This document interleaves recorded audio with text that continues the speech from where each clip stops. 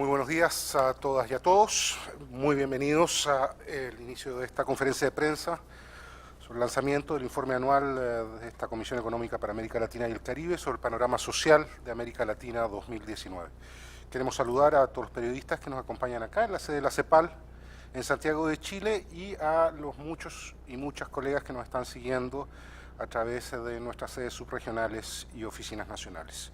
Queremos dar también la bienvenida a todos los usuarios que están a partir de ahora conectados al streaming que el servicio de conferencias de YouTube está transmitiendo en este mismo instante. Por supuesto, esta conferencia va a ser encabezada por la secretaria ejecutiva de la CEPAL, la señora Alicia Bárcena, y se encuentran también con nosotros presentes la directora de la División de Desarrollo Social de la CEPAL, doña Laís Abramo, los oficiales superiores de Asuntos Sociales de la División de Desarrollo Social, Rodrigo Martínez, y Simone Cecchini, que también se encuentra allí, oficial superior de nuestra División de Estadística, don Javier Mancero, y el asesor regional, don Alberto Arenas. Vamos a iniciar esta conferencia con una presentación de la secretaria ejecutiva para luego dar paso a una ronda de preguntas y respuestas. Secretaria ejecutiva, palabra es suya. Muchas gracias y muy buenos días a todas, a todos. Quiero agradecer su presencia el día de hoy, saludar también a los colegas de las Naciones Unidas, especialmente a Silvia Rux, coordinadora del Sistema de Naciones Unidas, y a todos los colegas que nos acompañan, y agradecer muy especialmente a Laís Abramo, realmente rendirle un tributo como coordinadora de este muy importante ejercicio que vamos a presentar el día de hoy.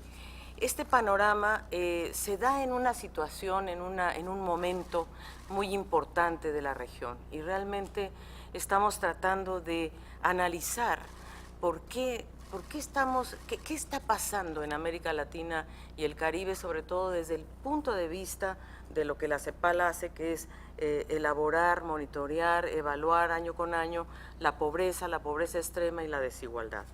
Entonces, este panorama aborda los siguientes temas. Estamos realmente reconfirmando nuestra convicción de que la igualdad es un fundamento del desarrollo. Ya lo hemos dicho, pero lo repetimos aquí. Hacemos un análisis de la desigualdad de ingresos y traemos a la mesa nuevas mediciones, es decir, vamos a verlo más adelante, pero las mediciones que tradicionalmente hemos hecho de la desigualdad no han sido suficientes y no han sido, yo diría, tan exactas para captar sobre todo al decil más rico, y eso vamos a verlo más adelante. Desafortunadamente estamos enfrentando en la región un momento económico difícil, ¿verdad?, en general en el mundo, no solo en la región, y eso también está muy vinculado a los retrocesos que ha habido en pobreza y en pobreza extrema, y por cierto a los programas que ha habido lamentablemente de ajustes fiscales en muchos de nuestros países. El otro gran tema que estamos evaluando, y yo diría que es el centro del informe, son los estratos de ingresos medios, es decir, no basta con salir de la pobreza. Esta región ha hecho grandes esfuerzos por sacar a la gente de la pobreza. Pero ¿qué pasa cuando la gente sale de la pobreza? ¿A dónde van?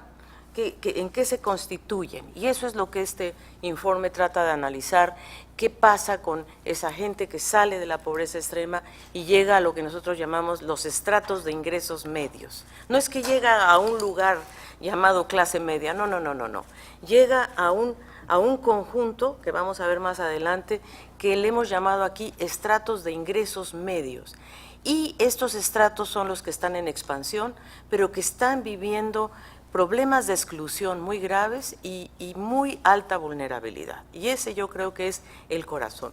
Y vamos a analizar, como siempre lo hacemos, las tendencias recientes del gasto social, y hemos incluido un ámbito, una dimensión que es la dimensión migratoria, porque la migración, sobre todo la migración intrarregional, ha aumentado, y eso está poniendo mayor presión a las sociedades latinoamericanas, a los países latinoamericanos.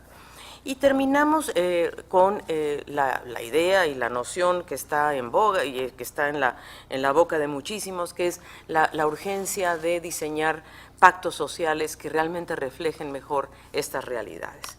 La igualdad no es un tema nuevo para nosotros, por lo menos para la CEPAL. Lo hemos abordado desde el 2010 y lo hemos abordado desde que ahí hablamos de la hora de la igualdad y movimos la aguja, francamente, de considerar a la igualdad como derecho, como un derecho, como titularidad de derechos. Y creo que eso es un tema, lo tratamos como fundamento del desarrollo y un principio ético irreductible. Y después abordamos a lo largo del tiempo cómo lograr esa igualdad, qué requerimos hacer, por ejemplo, en la cambio de la estructura productiva, porque finalmente la fábrica de la desigualdad es la heterogeneidad productiva. El hecho de tener esta tremenda heterogeneidad productiva requiere un cambio estructural de fondo que nuestra región no ha logrado, no lo ha hecho. Seguimos siendo una sociedad o unas economías con mucha heterogeneidad estructural. Después nos metimos al gran tema de los pactos para la igualdad. Y ahí, en 2014, nosotros ya veníamos hablando de la urgencia de revisar los pactos, empezando por el pacto fiscal, y hoy más que nunca se hace más urgente revisar estos pactos. Y ahí presentamos 7 pactos en esa ocasión. Después, en 2016, cuando surge la Agenda 2030, obviamente nosotros hacemos un análisis de la Agenda 2030 y la colocamos dentro del pensamiento estructuralista de la CEPAL y produjimos este documento de la igualdad en el centro del desarrollo y el horizonte 2030. Y el último que hicimos fue la ineficiencia de la desigualdad, donde ahí dimos otro salto, yo diría, muy importante, conceptual, para demostrar que la igualdad es ineficiente económicamente hablando, que no es verdad que haya un trade-off entre crecimiento e igualdad. No es así. Es que se requiere crecer para igualar, pero se requiere igualar para crecer. Y lo estamos demostrando en este documento con algunos modelos que me encantará presentarles en unos momentos. Entonces, es estructural nuestra desigualdad, no cabe duda, y está justamente asentada en esta matriz muy heterogénea y en una cultura del privilegio. Creo que esa es la palabra clave, la cultura del privilegio. Vamos a ver qué es lo que ha pasado en términos de la desigualdad. A nosotros lo que nos preocupa es que hubo un periodo muy importante en América Latina en donde la desigualdad, fíjense ustedes, miren ustedes cómo cayó, por ejemplo, en Bolivia, cómo cayó en Argentina, cómo cayó en El Salvador, cómo cayó en Perú. Entonces hubo una caída muy importante de la barra verde a la barra amarilla entre 2002 y 2014. Esa caída fue real, es muy importante, pero entre 2014 y 2018 la desigualdad sigue cayendo, pero a una velocidad mucho menor. Entonces se va enlenteciendo, se va volviendo más lenta la caída de la desigualdad, y creo que este ritmo anual de disminución realmente es lo que nos tiene a nosotros con alertas. Decimos, bueno, ¿qué está pasando? Pero más grave aún, lo que hemos visto y lo que vemos en este panorama, que espero les resulte interesante, es que cuando medimos la desigualdad a partir de las encuestas de hogares, no captamos el 1% más rico. Entonces, hemos subestimado la desigualdad en América Latina. Esa es la realidad.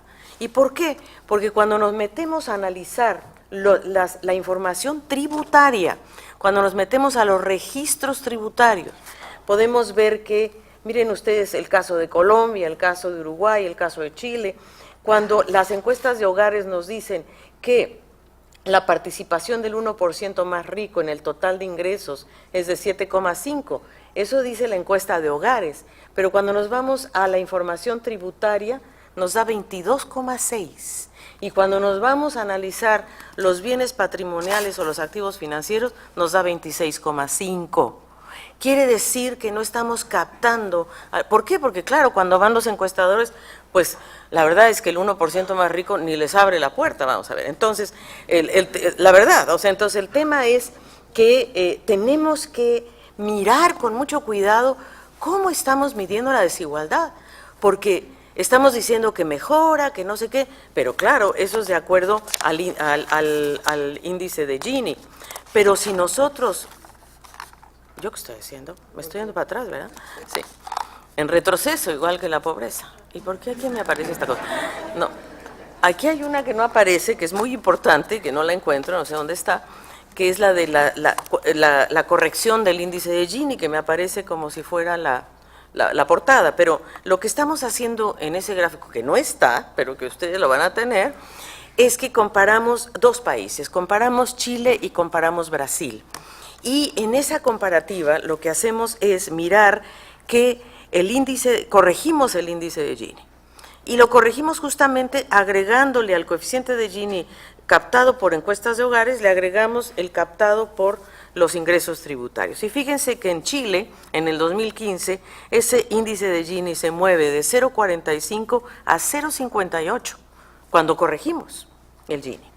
Y en Brasil, de 0,42 a 0,60, así es que imagínense. Entonces, ¿cuál es el telón de fondo? ¿Cuál es el telón de fondo que tenemos que preguntarnos? ¿Por qué hay desencanto? ¿Por qué hay enojo en la región?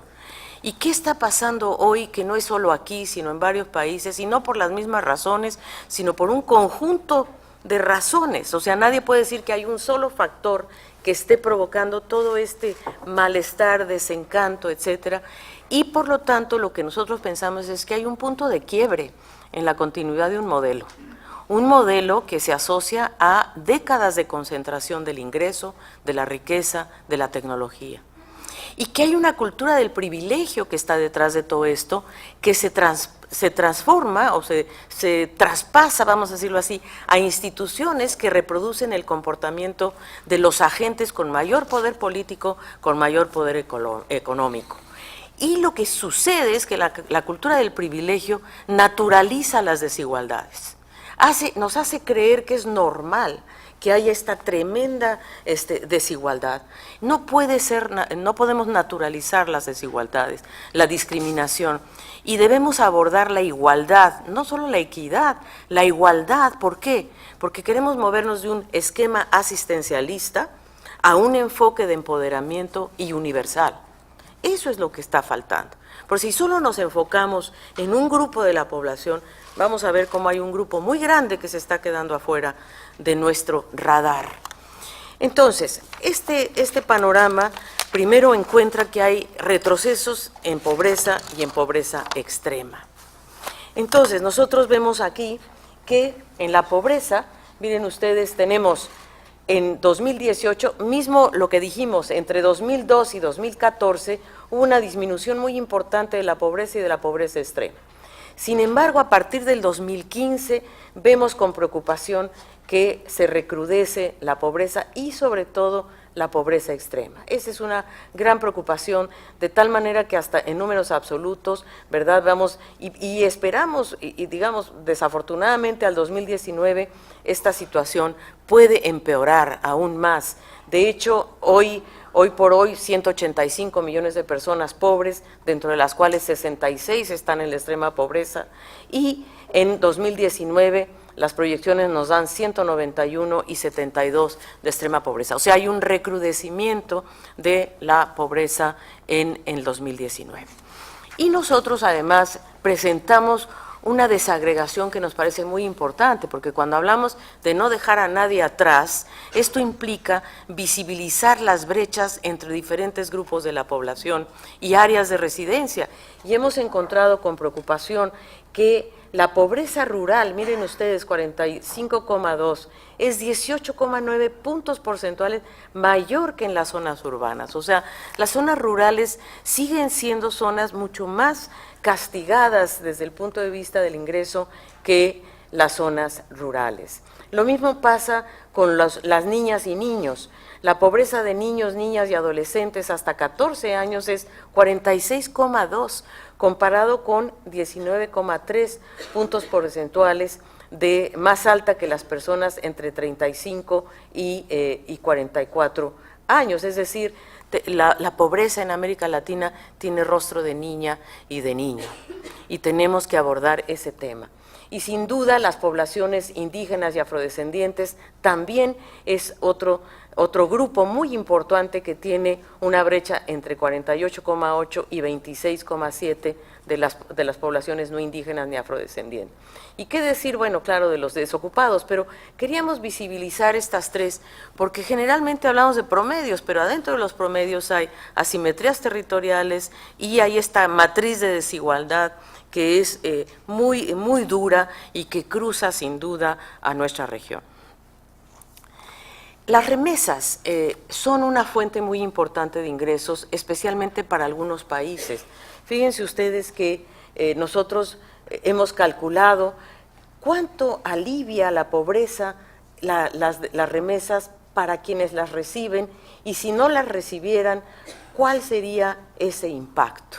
¿Verdad? Entonces, si nosotros comparamos la pobreza con remesas, que es la línea azul, la barra azul, y la comparamos con pobreza sin remesas y analizamos la diferencia, ya podríamos ver en República Dominicana que esas familias serían mucho más pobres en un 27,6%.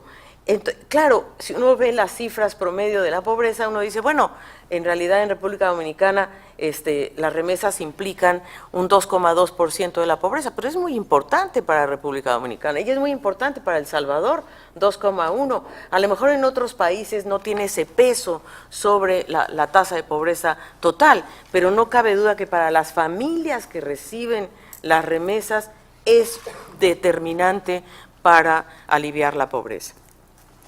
Y esto es lo que les decía, que hicimos unos modelos, creo que son muy interesantes, están en el documento, pero simplemente se los resumo.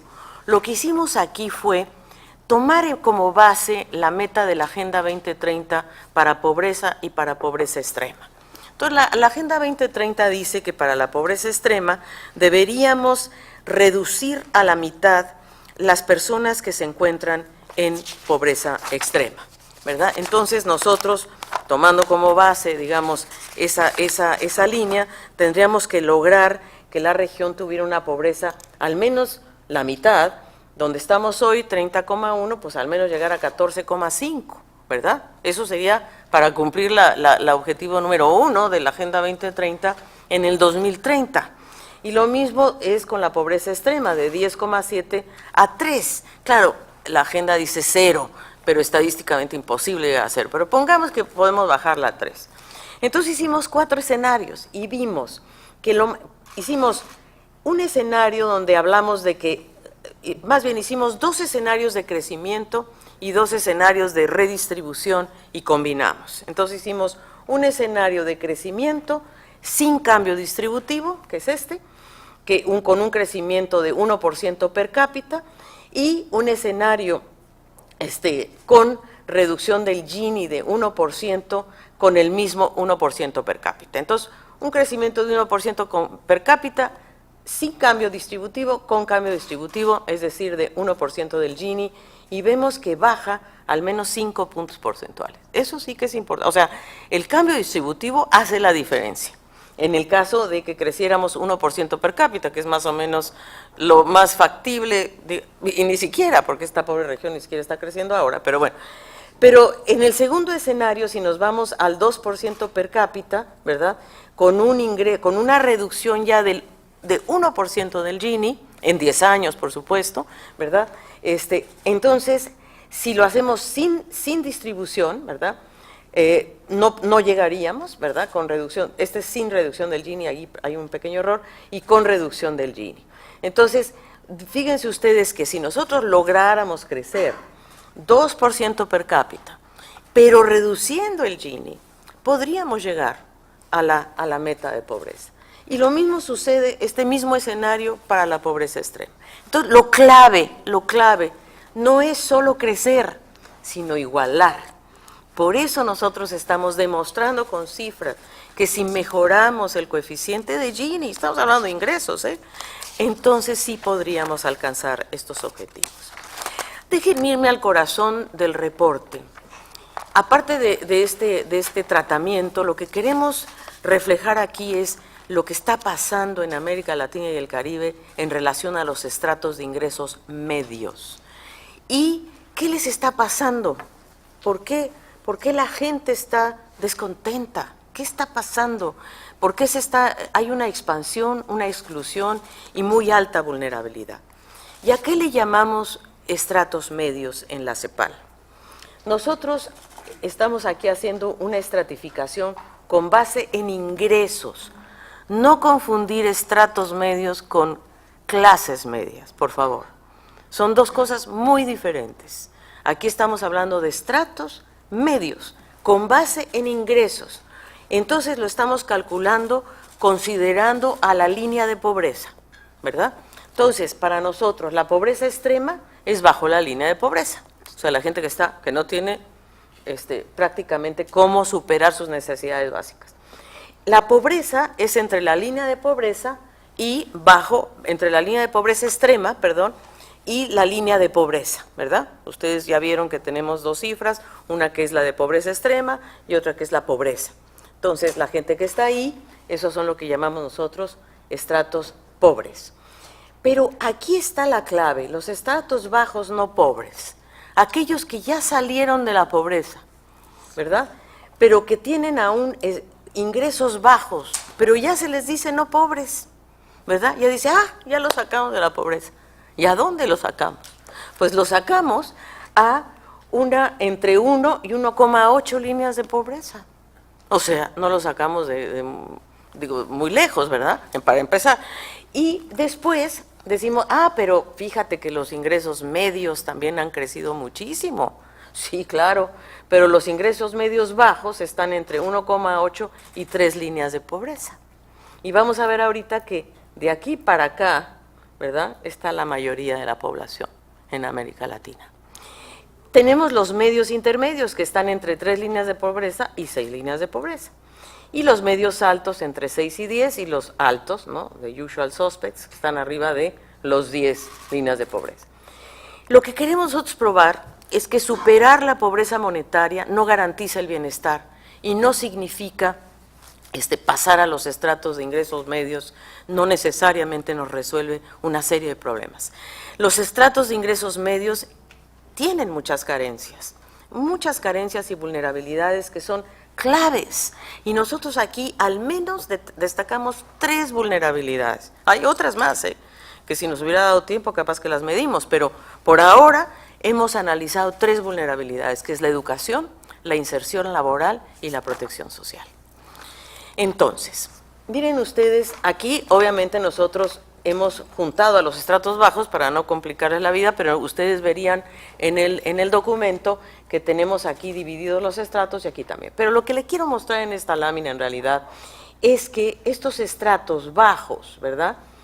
Miren ustedes cómo del 70,9 bajamos a 55,9, es decir, la población entre 2002 y 2017, la proporción de gente que se movió de ingresos bajos a ingresos medios, sí aumentó, claro que aumentó, ¿no? Y eso es lo que todo el mundo maneja como el gran éxito, pero vamos a ver dónde está la letra chica. Y el tema es que, y efectivamente los estratos medios, que son los amarillos, aumentaron de 26,1 a 41,1. Ahora, por cierto, los altos también aumentan, ¿verdad? Pero digamos, sí es cierto que ha habido un movimiento de estratos bajos a estratos medios, eso es claro. Ahora, pero aquí está el quid del asunto, y es que el número de personas en estratos de ingresos medios aumentó de 136 millones a 250 millones, ¿verdad? Los estratos medios que eran los amarillitos, muy monos, muy bien. Y aquí están los estratos bajos.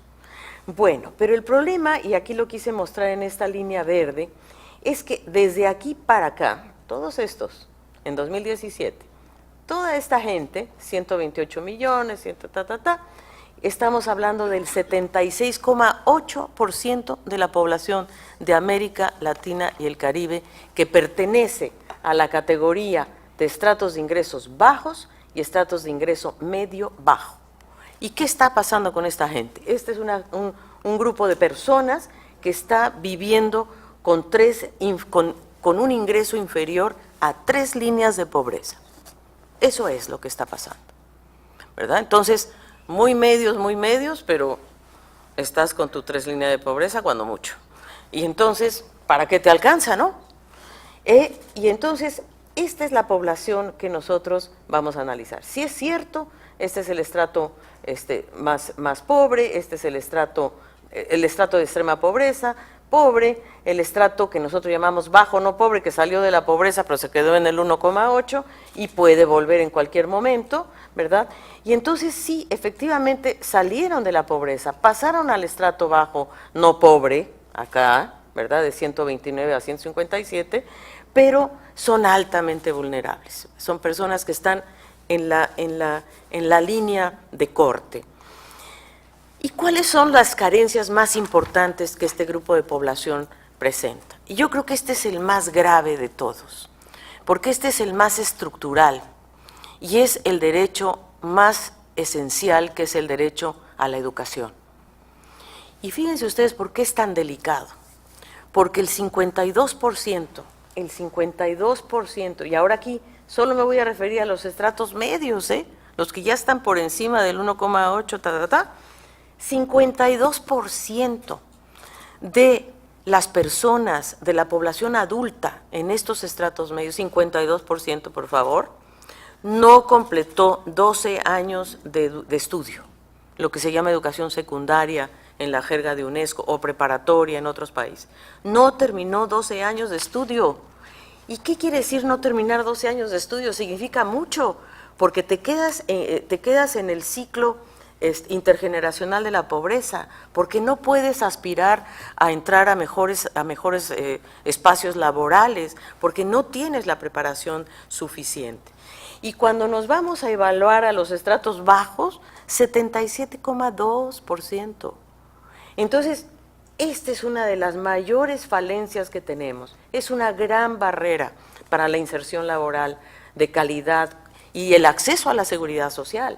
Y es precisamente en el estrato de ingresos medios bajos, ¿verdad? Aquí es donde está la clave. Digamos, se supone que ya pasamos a otro estrato, ¿verdad? ¿Y qué es lo que pasa con la gente que se supone que deja la pobreza y pasa al estrato de ingresos bajos, vamos a decir, pero ya no es pobre, o de ingresos bajos pero medios? Lo que pasa es que esta gente deja de utilizar los servicios públicos, ¿verdad?, porque ya no califica, porque ya no le dan la cédula social o qué sé yo cuánto, ya no califica para el servicio público, se va al privado y simple y sencillamente es que no le alcanza, ¿verdad? Su sueldo no le alcanza para pagar educación y salud y no sé qué, y medicamentos y no sé cuánta cosa, pues no le alcanza. Y miren ustedes que la inserción laboral quizás es la parte más preocupante, porque hemos dicho muchas veces que el trabajo es la llave maestra, el empleo decente es la llave maestra para salir de la desigualdad, pero miren ustedes que en los ingresos medios, estos tres, ¿verdad?, pertenecen a categorías de inserción laboral muy precaria, ¿verdad?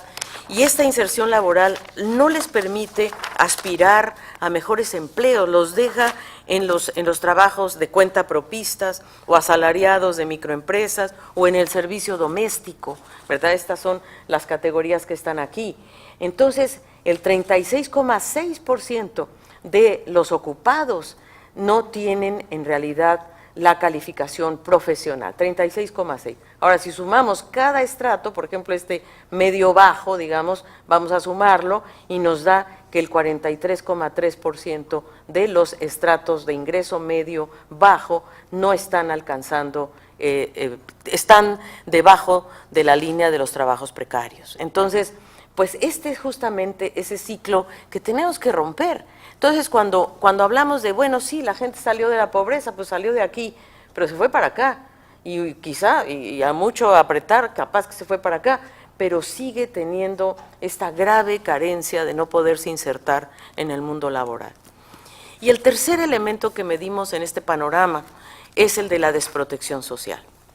Es decir, hay 44,7% de las personas que están económicamente activas hoy que no están afiliados o no cotizan en un sistema de pensiones.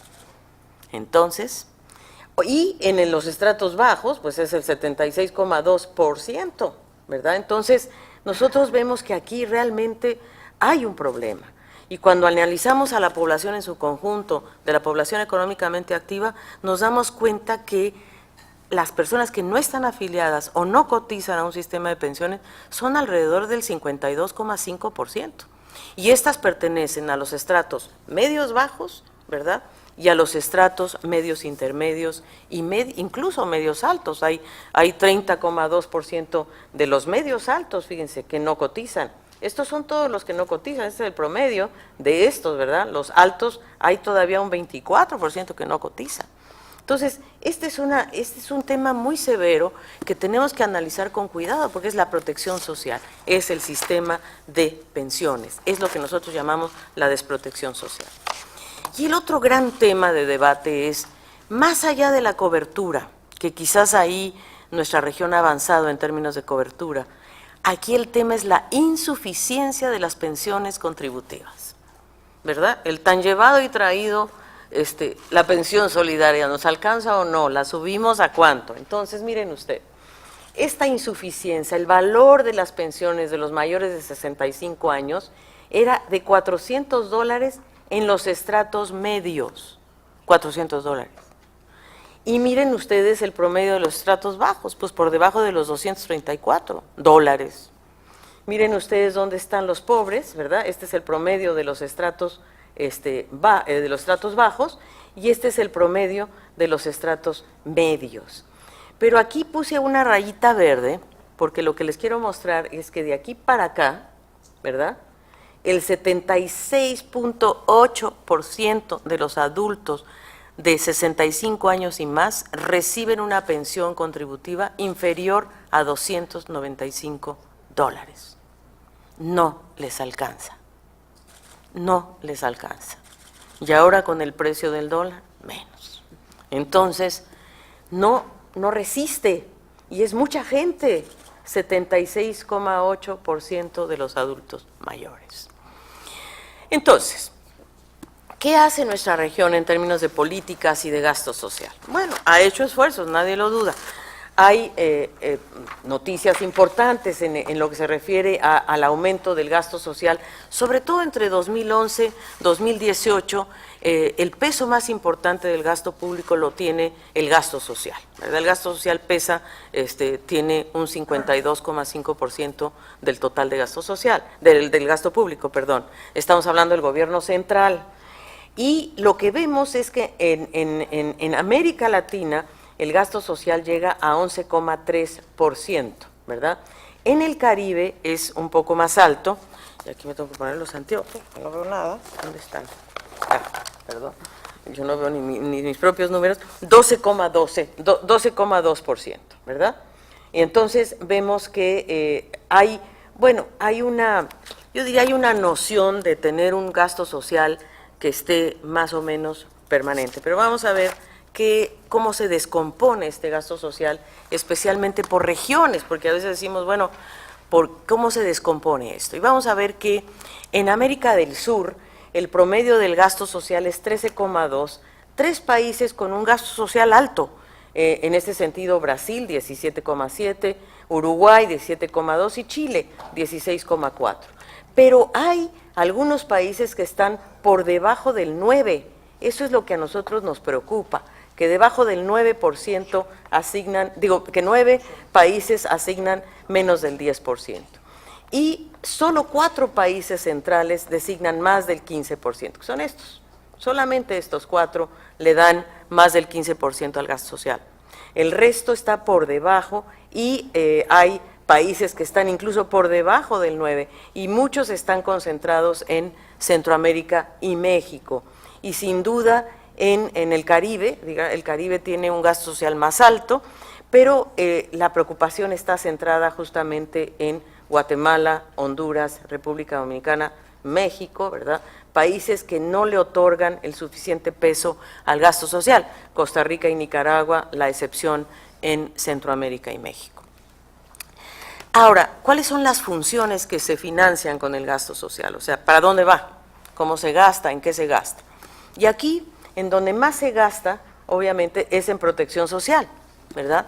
Entonces uno dice, bueno, si es donde más se gasta, ¿por qué no está bien distribuido? ¿Qué está pasando? ¿Verdad? Habría que hacernos algunas preguntas de, es donde más se gasta, 4.1, del 11,3, 4.1 se va en protección social.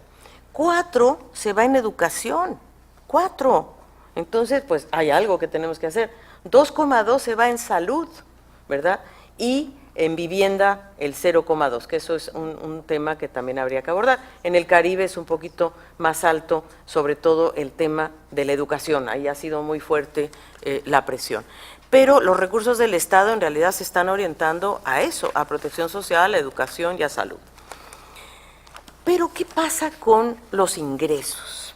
Aquí es donde los países siempre dicen, bueno, ¿de dónde saco si no tengo ingresos, si subo los impuestos, o cómo financio una mayor cobertura o mayor profundidad o de medidas sociales?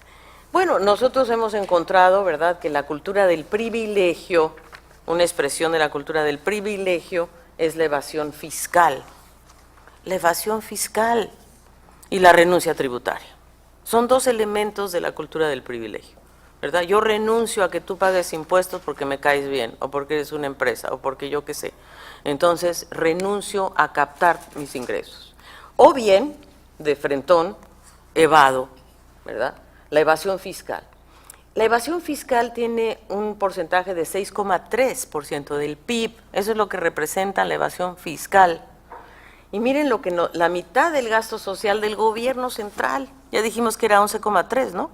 Bueno, pues como si consideraran la mitad de ese gasto se va en evasión fiscal, para empezar. Entonces, ese gasto de 6,3% que no estamos captando por ingresos, es lo que costaría, lo que cuesta en realidad los programas de protección social no contributiva, las transferencias condicionadas, las pensiones no contributivas y las políticas de inclusión social, que en total suman 1,47% del PIB. Es decir, nosotros hemos anunciado con bombo y platillo nuestros programas de transferencias condicionadas, me parece regio, pero esas transferencias condicionadas en realidad representan un 0,37 del PIB, estas niñitas. Las pensiones no contributivas representan 4% del PIB, y, como ya lo vimos en el gráfico anterior, es una función del gasto público, y la inclusión laboral es de 0,45%. Es decir, 1,47% del PIB es lo que nos está costando la parte de las políticas sociales. Si comparamos con la evasión, pues lo podríamos hacer un poquito mejor. Es decir, podríamos realmente elevar el gasto y, la verdad, podríamos elevarlo en temas críticos. Y nosotros hemos calculado que si quisiéramos que toda la gente tuviera un ingreso equivalente a una línea de pobreza, ya no digamos 1,8, ¿no? ¿Para qué? Una línea de pobreza, el gasto público social del gobierno central tendríamos que subirlo o llevarlo a 30, o subirlo un 30,8%. Eso es lo que se debería hacer. Entonces, en realidad, esto es lo que deberíamos hacer, aumentar el gasto público en un 30,8%. Ese es clave. Y una política fiscal activa para enfrentar la vulnerabilidad y los déficits de acceso y derechos. Eso es lo que está pasando hoy, que la gente está pidiendo más acceso, más derechos, porque hay un déficit que se ha acumulado por los años a partir de estas décadas en donde sí hemos sacado a la gente de la pobreza, pero le hemos metido en este conjunto. Entonces, reducir la evasión tributaria, como ya lo vimos, mejorar la progresividad, ni hablar. Tenemos que ir a los impuestos directos sobre la renta personal, ¿verdad? El 10% más rico, o si quieren, no sé, pero sí, es por ahí, o sea, ni hablar. Y reevaluar los gastos tributarios, esto que les decía yo, la renuncia tributaria, ¿no? Donde yo les digo, no pagues impuestos, o sea, una deducción que yo te doy o lo que tú quieras, eso le está costando 3,7% del PIB a América Latina y el Caribe, y ese porcentaje debería alinearse a inversión productiva y social. Es decir, si vamos a hacer renuncia tributaria, bueno, que sea por una buena causa, pues vamos a invertir en las cosas que generan empleo, en pues no sé, en programas de inclusión social, qué sé yo. Y la nueva generación de impuestos, que creo que es muy importante en la economía digital, el medio ambiente, el tabaco y aquellos relacionados con la salud pública. Y de lo que se trataría es de proteger la doble inclusión. Si ya dijimos que la inclusión social cuesta 0,37 y que la inclusión laboral 0,45, bueno, pues ahí ya tenemos un 0,8, ¿verdad? Entonces, podemos proteger la doble inclusión a partir del gasto social, podemos reorientar la inversión pública para impulsar la productividad, este cosito para acá, y cambiar la conversación entre el Estado, el mercado y la sociedad. Porque aquí hay una carencia de bienes públicos, ¿verdad? Entonces no podemos seguir en sociedades segregadas, segmentadas, necesitamos realmente cambiar la conversación y hacer un programa de mucho mayor inclusión. Por último, toco el tema de la migración, en el informe, por cierto, está mucho más analizado, pero ¿por qué lo metemos en este contexto? Porque la migración está poniéndole a los países receptores, ¿verdad?, de la migración, una cantidad de desafíos de inclusión y de protección social. O sea, encima de las carencias que ya traían nuestros países, hay que, digamos, nuestros países con generosidad, debo decir, sobre todo en Sudamérica, han recibido migrantes. Y eso también está imponiendo desafíos muy importantes.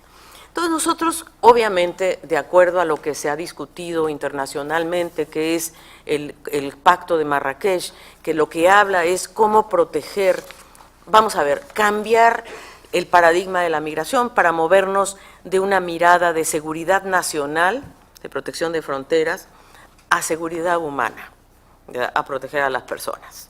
Ese es un cambio paradigmático.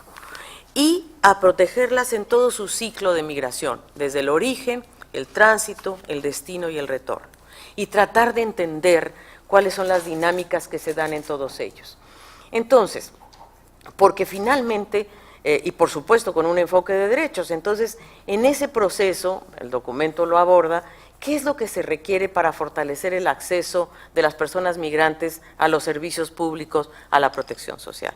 Para empezar, pues identidad jurídica, regularización, trabajo decente, portabilidad de derechos, poder entrar a la escuela, ser parte de la sociedad, o sea, políticas de inclusión. Segundo, pues hay que adecuar los marcos normativos, ¿verdad?, a los estándares internacionales y, por cierto, una coordinación horizontal que pueda lograr esta inclusión en las estrategias nacionales. Y aquí es donde está gran parte de la clave, como veíamos nosotros, las remesas, por ejemplo, pues eso entra aquí, estos recursos que entran y salen a los hogares de las personas, ¿verdad? Entonces, en el documento, este es un pantallazo, vamos a decir, de la problemática. Las personas que emigraron desde América Latina aumentó de 30 a 40,5 millones de personas en una década. Entre 2010 y 2019, de 30 a 40,5 millones de personas emigraron. Esto equivale al 15% del total de migrantes de la población mundial, ¿verdad? Y por lo tanto, aquí lo que tenemos y lo que estamos viviendo en nuestra región es que se ha diversificado el origen y los destinos. Y uno de los destinos que ha aumentado con gran fuerza es el destino intrarregional, ¿verdad? Nuestra región, o sea, es el destino del 20% de los migrantes, 8 millones de personas. Pero, o sea, estas 8 personas que eligieron migrar hacia países de la región, 8. Pero 25 billones, ¿verdad?, eligieron migrar a Estados Unidos, 25 millones. ¿Y por qué? Uno dice, bueno, ¿y Estados Unidos por qué? Bueno, porque hay una demanda también del lado de Estados Unidos, de mano de obra. O sea, no es solamente que se fueron porque sí, no, en Estados Unidos hay una demanda de mano de obra, eso hay que reconocerlo. Hay mayores salarios, hay casi 10 veces más salarios, si vemos el salario medio, por ejemplo, entre los países del norte de Centroamérica y México y Estados Unidos, 10 veces de diferencia en salario medio. Entonces ahí, obviamente, pues la gente se va. Y la reunificación familiar, ¿verdad? Porque si nosotros consideramos que el 62% ya vive en Estados Unidos, ¿verdad?, pues eso quiere decir que hay 25 millones de personas en Estados Unidos que están jalando a su familia, ¿verdad? Esa es la realidad. Por ejemplo, de los 3 países del norte de Centroamérica más México, ya en Estados Unidos tenemos 15 millones de personas. O sea, de estos 25, probablemente 15 vengan de Centroamérica y México. Entonces, y el Caribe, ¿verdad?, 9 millones de sus habitantes, de los caribeños, viven en el exterior, el 21% de su población. Entonces, esto es lo que nosotros, obviamente en el informe viene detallado por subregiones, qué pasa en Centroamérica y México, qué pasa en Sudamérica, pero como no tenemos el tiempo, simplemente contarles que uno de los temas que hemos abordado en este reporte es qué pasa con las migrantes mujeres. Sobre todo, nos fuimos a hacer un zoom de qué sucede con las mujeres migrantes. ¿Y por qué y las mujeres migrantes qué están cubriendo? Fíjense ustedes que las mujeres migrantes están cubriendo las necesidades de cuidado, esa es la verdad, y nosotros vemos que el 5% de la población argentina es migrante y muchas de estas, estas 30% de las migrantes que llegan a Argentina están en el trabajo doméstico. Y lo mismo está pasando en Perú, en Chile, respecto a Perú, ¿verdad?, donde el 4.4% de la población chilena es migrante y el 13% de las migrantes está en el trabajo doméstico. Y lo mismo ocurre con el caso de Nicaragua, Costa Rica. Entonces, es verdad que hay factores de atracción, ¿verdad?, hay oportunidades de empleo, pero también las mujeres migran por pobreza, por violencia, ese es quizás uno de los grandes temas de la migración, y por supuesto para llegar a un país donde puedan tener mejores salarios y desde ahí financiar la educación de sus hijos y poderse desplazar a menores costos.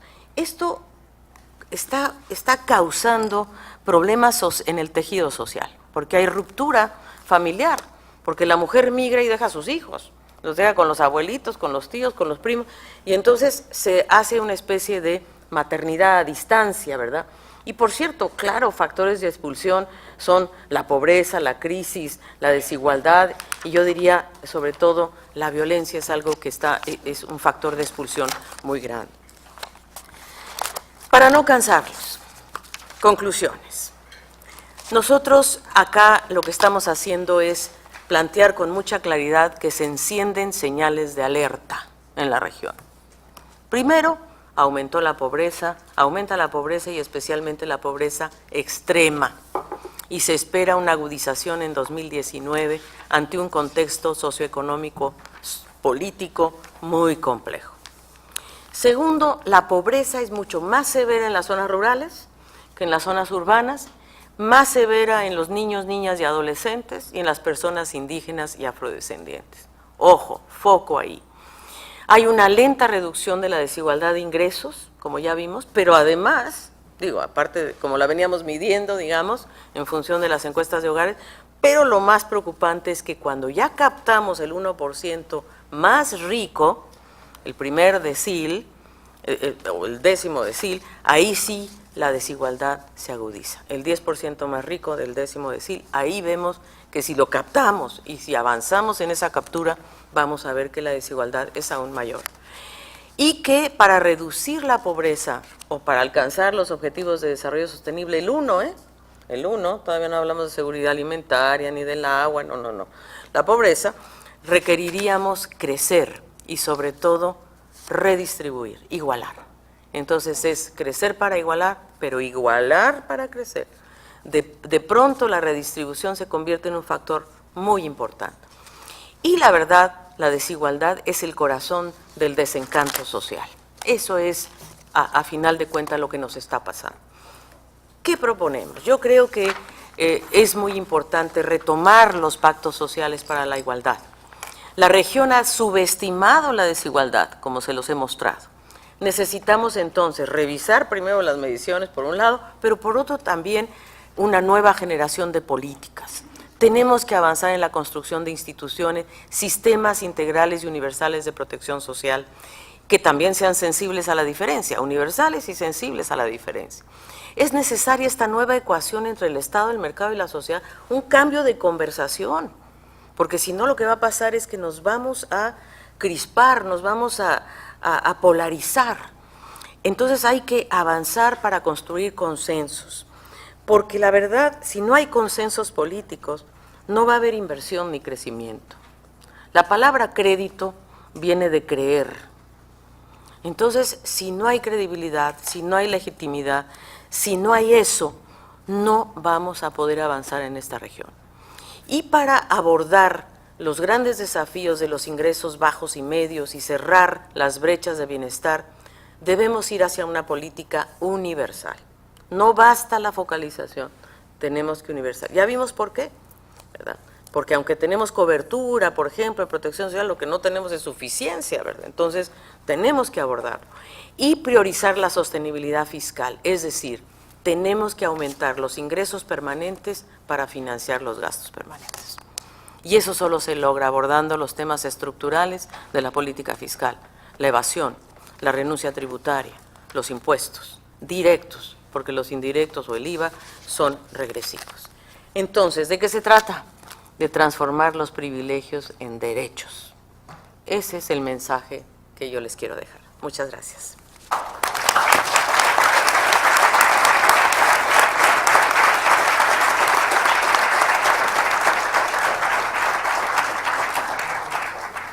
Muchas gracias, secretaria ejecutiva. Vamos a dar entonces ahora mismo inicio a una ronda de preguntas y respuestas acá en nuestra sede. Atentos sí a que ya nos están llegando inquietudes de parte de colegas en el resto de la región, cual le daremos lectura en unos minutos más. Les ruego, por favor, a los colegas que están acá presentes que si tienen inquietudes o preguntas, levanten su mano.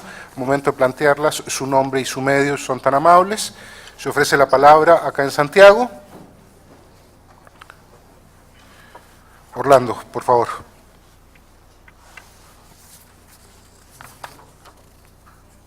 Buenos días. Gracias por la exposición. Yo quería solo preguntar, cuando habla de que se requieren cambios estructurales, ¿podría especificar más respecto a los cambios? Porque en la demanda que hay, las autoridades tienden a acoger las demandas marginalmente, pero no para cambiar estructuralmente. ¿Podría avanzar un poco en esa línea? Muchas gracias, Orlando. ¿Alguna otra inquietud en sala? Por favor, la colega. Hola, buenas tardes. Aranza Fernández de Tele 13, Canal 13. Sí, quería preguntar particularmente algo de la realidad de Chile. Preguntar primero en términos de desigualdad y pobreza de lo que han estado exponiendo hoy día, ¿dónde se posiciona más o menos nuestro país? Y también preguntarle si todo lo que se ha hablado parece una explicación de lo que hoy día ocurre en nuestro país. La frase, la desigualdad es el corazón del desencanto social, parece muy atingente también hoy día lo que ocurre en nuestro país en Chile. Muchas gracias, Aranza. Por favor, colega. Patricia Nieto, para la agencia EFE. Yo quería preguntarle particularmente a la señora Bárcena, que en este momento usted definía este punto histórico como un punto de quiebre de un modelo basado en la cultura del privilegio. ¿Qué papel tiene la movilización social? Y también, ¿qué mensaje le gustaría transmitir, si tuviera alguno, a los que se están movilizando en las calles ahora mismo y que buscan luchar contra la desigualdad en Chile, en Colombia y en otros países de América Latina? Muchas gracias, Patricia. Vamos a tomar una más en sala, por favor. Hola, Paola de Telesur. Alicia, gracias por la exposición. Una pregunta a lo mejor un poco subjetiva, pero ¿quién sustenta estos privilegios? ¿Cómo llegamos a este nivel de privilegios hoy día, a esta cultura? ¿Dónde están amparados esos privilegios? Gracias, Paola. Secretaria ejecutiva, Ahí voy. la palabra es suya.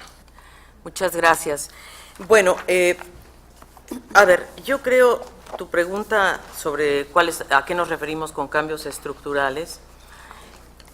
Hay la visión de la CEPAL en relación a los cambios estructurales tiene que ver sobre todo con los cambios en la matriz productiva.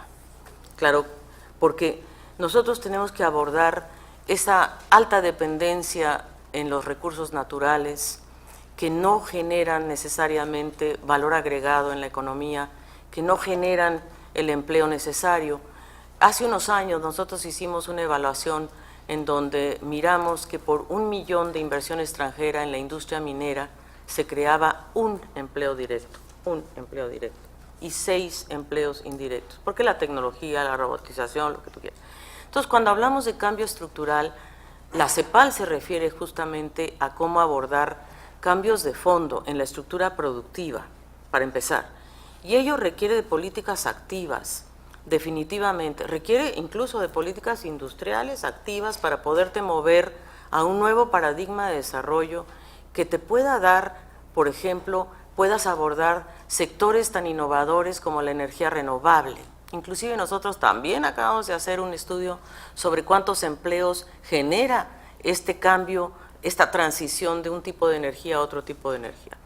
Entonces, hay cambios tan estructurales como cambiar la matriz productiva. Cambiar la estructura tributaria, ese es otro cambio estructural, es decir, el cambiar justamente tu estructura hacia una estructura más progresiva, menos regresiva, eso es un cambio estructural que la región requiere. Hay países que tienen una estructura tributaria mejor que otros, pero definitivamente la región en general no tiene la estructura tributaria progresiva. ¿Y eso en qué se refleja? En que antes de impuestos la desigualdad se parece a la de Europa, pero después de impuestos, ¿verdad?, hay una tremenda diferencia porque justamente hay una claridad en Europa, por lo menos, de dar acceso a derechos, a educación, a salud, etc. Entonces, cuando hablamos de cambios estructurales nos referimos a eso, a cómo cambiar en el corazón de la matriz productiva y de la matriz redistributiva de los ingresos. Por supuesto que hay una serie de otras medidas muy importantes que hay que abordar, las pensiones, por ejemplo, ¿verdad? Y en el caso de la protección social hay cambios muy profundos que tenemos que abordar en los sistemas de protección social. ¿Es la capitalización individual la salida? ¿Es la capital, o sea, o hay un modelo mixto que está en el camino que debemos explorar? O sea, entonces, como esto hay muchos temas que podemos ir avanzando y creo que lo que estamos diciendo es cómo logramos estas reformas en el área de la protección social, de las pensiones. Fíjate, en el caso de las pensiones hay que abordar la cobertura, sin duda, pero la suficiencia es lo que le está doliendo a la gente. Entonces, yo creo que las medidas que se han anunciado acá han sido muy importantes, esto de aumentar la pensión básica solidaria a un 20%, no es suficiente probablemente, pero hay ya una mirada, y por supuesto 50% a los mayores de 80 años, pero cuando te pones a ver la pensión solidaria, ¿cuánto es? Son $110, ¿no? 110,000 pesos, o sea, en dólares, ¿cuánto será tú? ¿Con el dólar de hoy? 140, ok, $140, ¿no? Pues para nada, ¿no? No te alcanza para nada, o sea, vamos. Tú tienes un país que tiene tiene $25,000 de per cápita al año y que la mitad de la población gana menos de 400,000 pesos. No, bueno, y ahora ve estas pensiones, ¿no? Entonces, no es solamente la cobertura, es la suficiencia. Entonces, ahí hay mucho que hacer. Y luego yo creo que hay que hacer una revisión profunda en el tema, bueno, aquí está mi colega de la OPS, él puede hablar mucho más de esto, pero del gran tema de la salud asociada a la cadena toda de salud, o sea, no solamente a la enfermedad, el médico, el hospital, el no sé qué, sino los medicamentos, el ciclo entero, ¿verdad?, que eso a la gente le está doliendo y que debe haber quizás una política de precios mucho más activa. Y quizás el cambio estructural más de fondo que se está discutiendo en Chile, muy interesante, pues es la propia Constitución, que creo que, y la colega me decía, ¿y dónde están estos privilegios?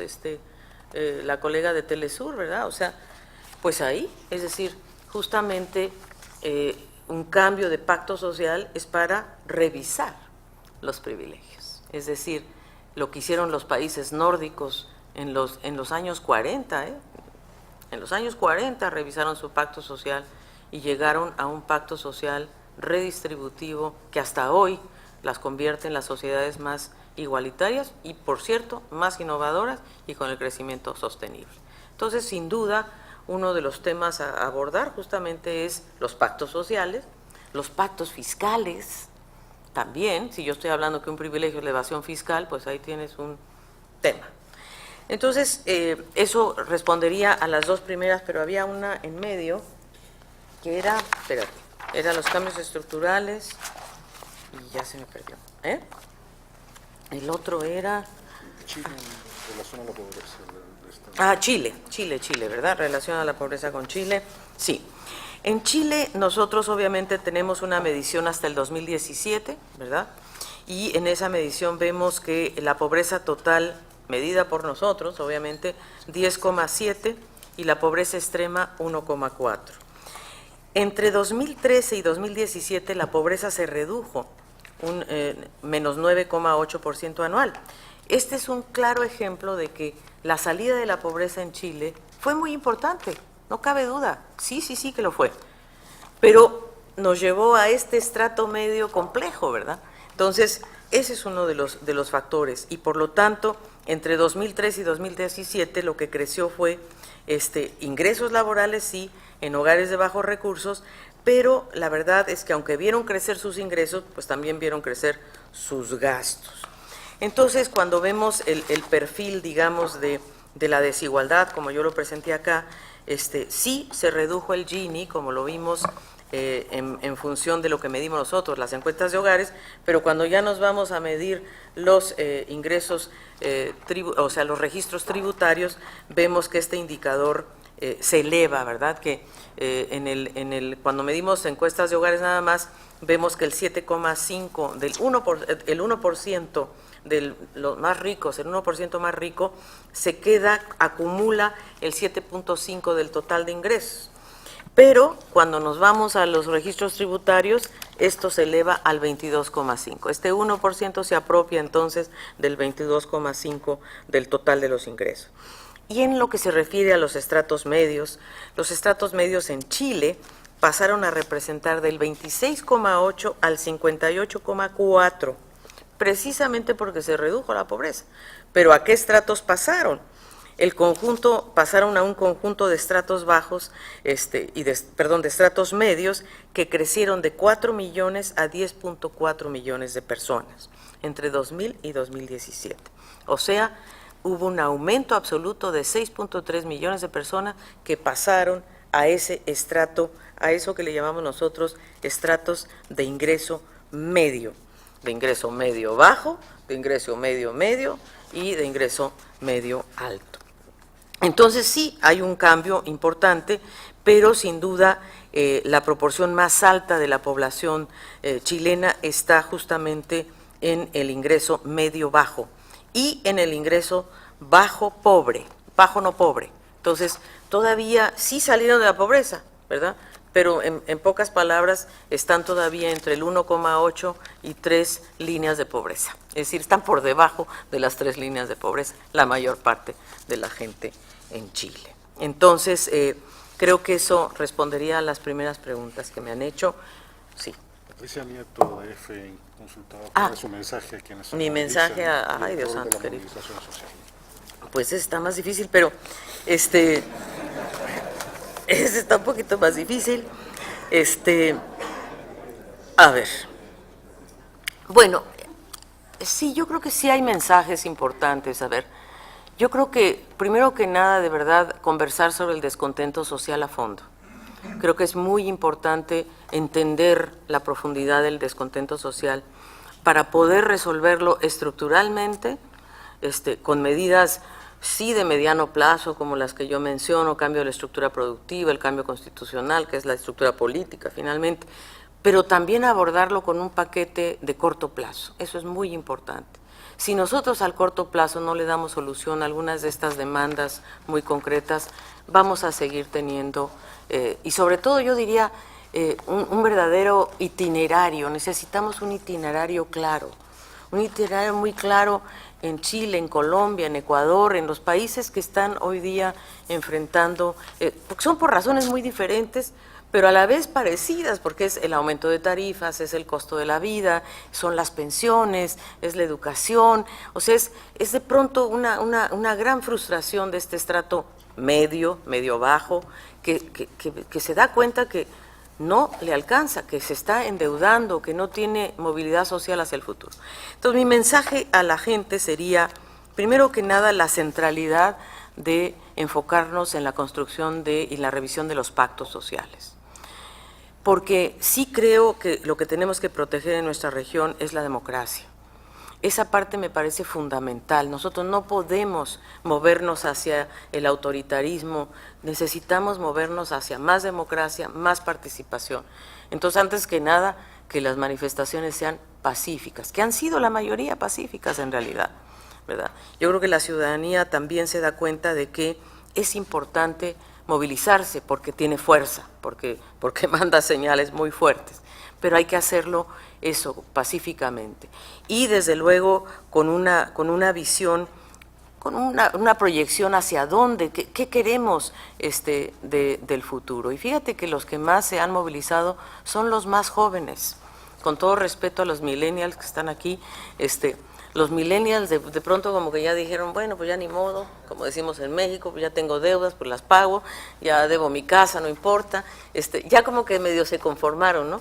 Pero los más jóvenes dijeron, no, yo quiero un cambio, yo ya no quiero, yo quiero un mejor medio ambiente, yo quiero que de verdad nos enfoquemos en el cambio climático, que de verdad miremos las zonas de sacrificio, que de verdad vayamos al bienestar y a la habitabilidad ciudadana, urbana.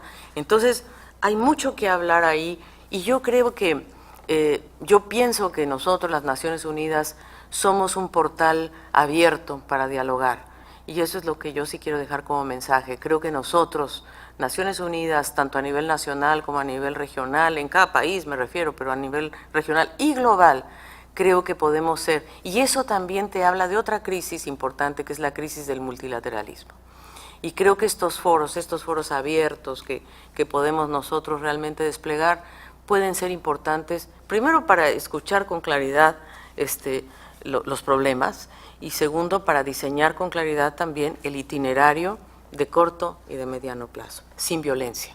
Yo creo que lo que tenemos que evitar ante todo es la violencia para evitar el autoritarismo. Muchas gracias, secretaria ejecutiva. Vamos a dar paso a una ronda de inquietudes que nos han llegado fundamentalmente de la sede subregional de México, que atiende, por supuesto, al Caribe no angloparlante, a Centroamérica y al propio México. Desde allá nos han llegado, secretaria ejecutiva, una serie de inquietudes. Paso a dar lectura a varias de ellas. Yolanda Morales, colega periodista del diario El Economista, pregunta: ¿la economía de México se redujo? Llámese contracción o estancamiento, se ha vuelto más pequeña al menos este año. ¿Cómo afectará esto a la gente? ¿Se incrementará la pobreza como consecuencia? Y complementa con la siguiente inquietud: como sabe, está por cumplirse un año del gobierno del presidente López Obrador. ¿Cuál es su balance en materia económica y de integración a la región latinoamericana? La colega Silvia Rodríguez, de periódico Milenio, Grupo Milenio, consulta sobre justamente qué está pasando en México. En los primeros 9 meses del 2019 el crecimiento fue del 0%, el 4 trimestre del 2018, al segundo del 2019 el PIB tuvo caída. ¿Estamos en recesión? Pregunta respecto al caso mexicano. ¿No crecemos porque hay alta desigualdad o como no crecemos hay desigualdad y pobreza? Y respecto a estos resultados del tercer trimestre, ¿CEPAL ajustará sus perspectivas de crecimiento para México? El colega Miguel Ángel Enzástigue, del diario 24 Horas, consulta cuál es la situación de pobreza y desigualdad social para México, cómo calificaría los programas sociales del gobierno para atender a la población, si estos han sido suficientes, y qué medidas debería tomar el gobierno para combatir de manera más agresiva la pobreza y la desigualdad en México.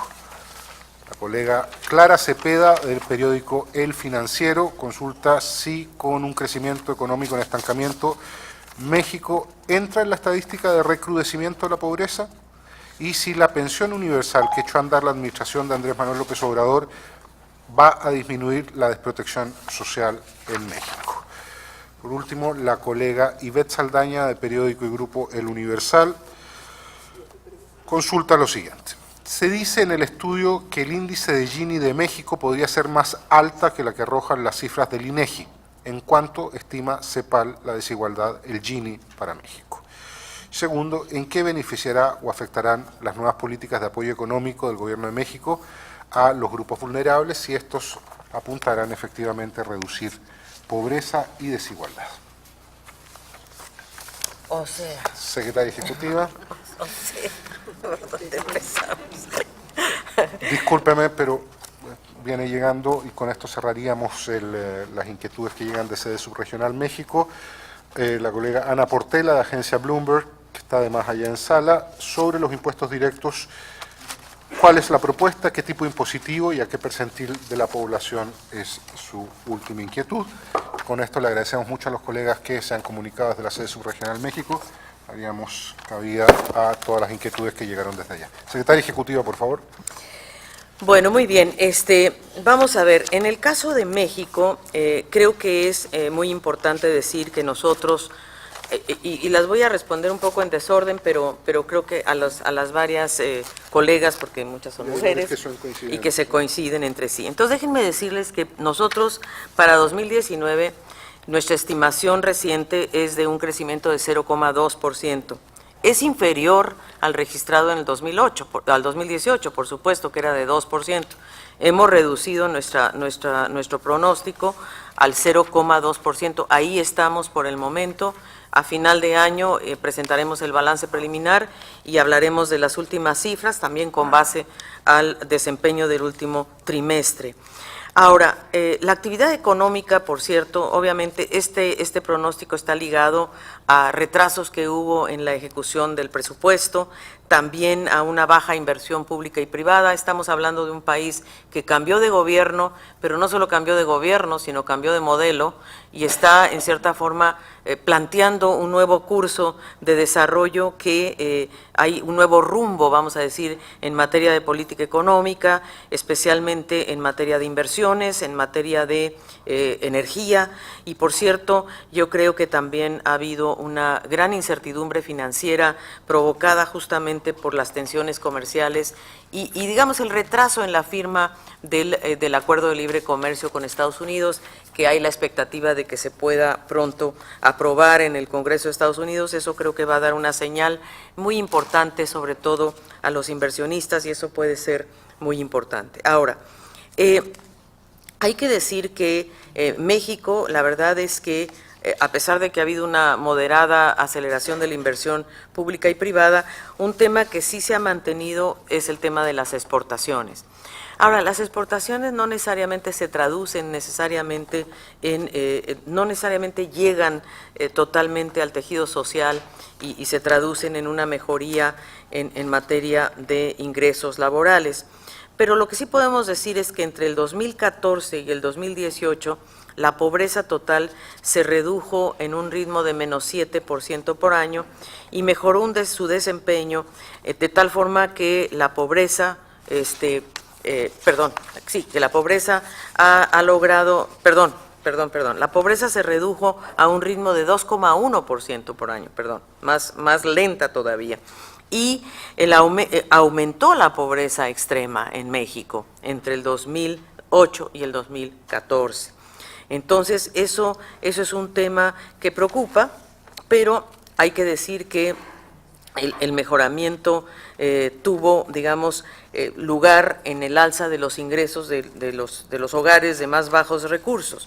Ahora, ustedes me preguntan qué digamos, qué va a pasar con las recientes políticas en materia de políticas sociales, y yo creo que lo que hay que decir aquí es lo siguiente. El crecimiento de la economía sin duda es importante, pero nosotros ya dijimos que la agenda redistributiva es fundamental.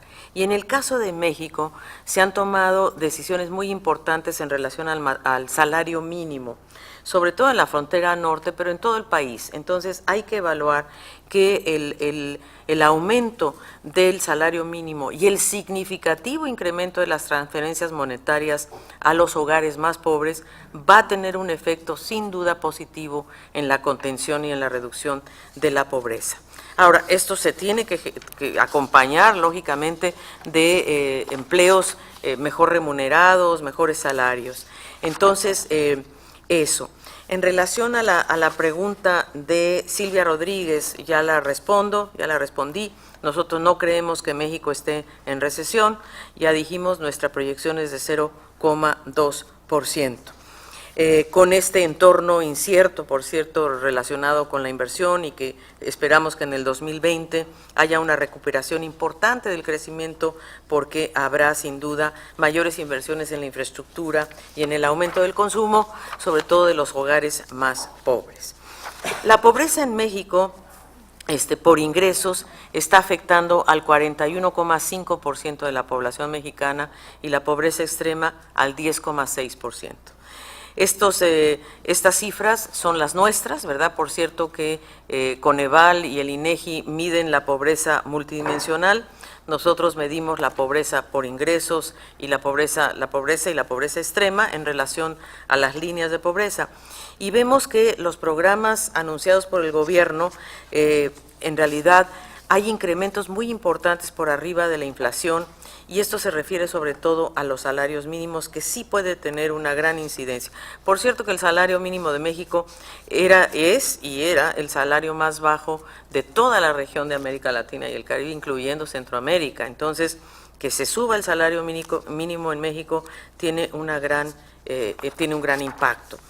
Ahora, si la pensión universal va a disminuir la desprotección social, sin duda. O sea, el presidente Andrés Manuel López Obrador echó a andar uno de los programas más innovadores cuando fue jefe de gobierno de la Ciudad de México, que se llamó la pensión universal a todos los adultos mayores. Les dio una pensión solidaria a todos los adultos mayores, fue universal. Así tuvieras altos ingresos, bajos ingresos, fue universal. Y eso generó un cambio político, sociopolítico muy importante. Primero, le dio autonomía a los adultos mayores. Les dio dignidad a los adultos mayores. Y eso es lo que está haciendo ahora a nivel nacional. Él lo hizo primero a nivel de la Ciudad de México y ahora lo está llevando a nivel nacional. Y está diciendo que es esta pensión universal para todos los adultos mayores de 65 años, todos, y en particular para los adultos mayores de 67 años, ¿no? Esa es la universal, y de mayores de 65 años a las poblaciones indígenas. Es decir, los indígenas recibirían pensiones antes. Entonces, sin duda creo que la desprotección social es un tema fundamental, especialmente porque la economía mexicana es una economía muy informal. Entonces, la pensión universal atiende verdaderamente un tema de fondo, que es la desprotección social de la vejez, y creo que eso verdaderamente ha sido muy importante y es muy importante, y por eso creemos que el próximo año habrá mejores resultados. La pregunta es, ¿en qué página está? En la 50. Muy bien, aquí me comentan mis colegas que en el informe hay un recuadro particular para el caso de México en la página 50, porque ahí se muestra el resultado de distintas metodologías que dan lugar a diferentes resultados, pero en el fondo, sobre el Gini, porque me preguntaron cuánto es el Gini de México. Entonces, nosotros hicimos un estudio en 2014 o hacia el 2014 que se llamó La magnitud de la desigualdad del ingreso y la riqueza en México, que por cierto lo hizo Miguel, ¿no?, que está ahí con ustedes, y se vio que, o no lo hizo Miguel, ese es nuestro, ¿verdad? No sé, ¿dónde está Javier? El de la magnitud de la desigualdad del ingreso, es el de Miguel, ¿no? En donde él demostró que el Gini, basado en la encuesta de hogares y de ingresos y gastos de los hogares, ajustado a las cuentas nacionales, asciende a 0,69, 0,69. Es decir, un Gini muy alto, y en realidad el Gini en México aumenta, a través de diversos estudios, está por arriba del 0,6. Así es de que es una de las sociedades más desiguales. Perdón, la pensión es desde los 68 años, universal, y 65 para los indígenas.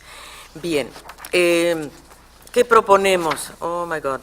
Bueno, yo creo que primero que nada, obviamente, va a tener que haber un análisis de la política tributaria. El propio Gobierno de México ya ha tomado algunas acciones en lo que se refiere a la renuncia tributaria, desmanteló varios puntos, o sea, abordó el tema de la renuncia tributaria recientemente, y en cierta forma, eliminó privilegios y esa fue una medida muy importante, y la segunda fue congelar y hasta bajar los salarios de los funcionarios públicos de más alto nivel. Esta es una medida muy fuerte, muy importante, y en realidad pues sí le está dando algunos resultados, porque en verdad el déficit fiscal está en mejor camino. Ahora, mejorar la progresividad de la estructura tributaria es algo que hay que hacer. Yo sé que México ha anunciado que no quiere hacer reformas tributarias en relación a los impuestos, pero creo que tarde o temprano vamos a tener que llegar a ese punto, porque en verdad el tema de la estructura tributaria, los ingresos directos, sobre todo los deciles más ricos, es un tema que se tendrá que abordar. Y segundo, creo que mejorar la calidad y la eficiencia del gasto público, que este año tuvo muchos problemas, fortaleciendo justamente herramientas para la inclusión social, para la inclusión laboral, y tratar de ver, y creo que eso se está haciendo, de cómo lograr que se haga una mayor inversión por parte del sector privado. Creo que hay cada día más discusiones, más rondas tratando de construir consensos en esa dirección. Muchas gracias, secretaria ejecutiva. Desde Internet, una última consulta que ha llegado acá desde Chile, pero de la corresponsal de AFP, Paulina Abramovich, quien ha seguido la conferencia de prensa por el streaming y plantea la siguiente inquietud en relación a la proyección de pobreza y extrema pobreza al 2019. Consulta por qué el aumento previsto para el próximo año considera que esos nuevos 6 millones de pobres se van directamente a la pobreza extrema. No. Refería a la tabla de 185 millones de pobres este año versus 191 el próximo, y la consulta que hace la colega de AFP es por qué de 185 a 191 los 6 millones que aumenta para el próximo año están como aumento en pobreza extrema.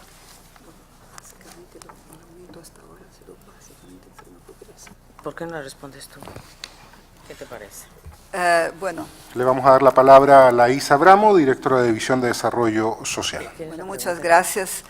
Creo que es una pregunta muy importante, porque cuando la secretaria ejecutiva habla de las señales de alerta y del retroceso en términos de aumento de pobreza, extrema pobreza, a partir de 2015, es más preocupante todavía que en ese periodo, ¿no? 2014-2018, en que aumentó la pobreza, lo que aumentó fue básicamente la extrema pobreza.